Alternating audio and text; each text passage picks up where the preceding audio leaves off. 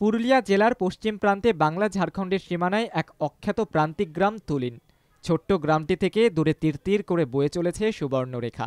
চারিদিকে ছোট ছোট টিলা মেঘের চাদর গায়ে ঢাকা দিয়ে রয়েছে। চারপাশের জঙ্গল আর দিগন্তে তরঙ্গায়িত নীল পাহাড় শ্রেণী। সার বেঁধে ওপার থেকে শ্রমিকদের ছপছপ আওয়াজ তুলে সুবর্ণরেখা পার হয়ে যাওয়া, অথবা ঝকঝকে এনামিলের হাড়ির পর হাড়ি সাজিয়ে সাঁওতাল রমণীদের কূপ থেকে জল বয়ে নিয়ে যাওয়া, ছন্দবদ্ধ দ্রুত পদচারণা, দু একটি পাখির ডাক, সুবর্ণরেখার অস্ফুট কলধ্বনি, শীতের শুকনো পাতা ঝরার রিক্ততা, বসন্তে পলাশ, কুসুমের রক্তিমাভায় রঙিন প্রকৃতি, দুর্দান্ত সব ছবি নিয়েই তুলনাহীন তুলিন। নীরবে নিভৃতে সুন্দরকে উপভোগ করার মতো জায়গা তুলিনের মতো পুরুলিয়াতে কমই আছে।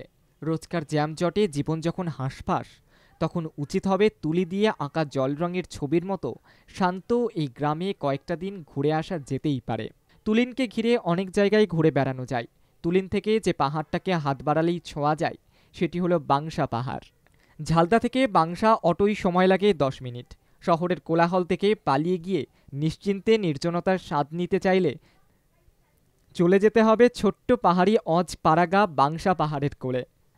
তুলিন থেকে হড্রু ফলস, জোনা ফলস, রাঁচি বা ছিন্নমস্তা মন্দিরও ঘুরে আসা যায়। তবে কোথাও না গিয়ে তুলিনে বসে সময় কাটানো।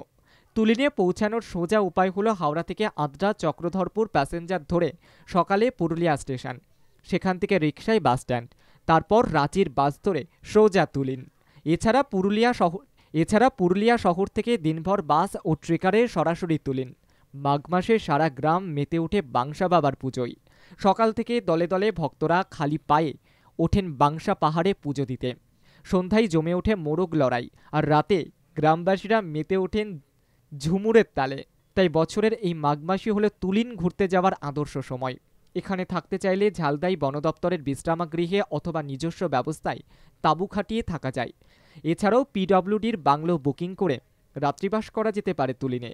তাহলে ভাবছেন কি, এই উইকেন্ডেই চলে আসুন পুরুলিয়ার এই প্রান্তিক গ্রাম তুলিনে। ব্যুরো রিপোর্ট, বাংলা জাগো।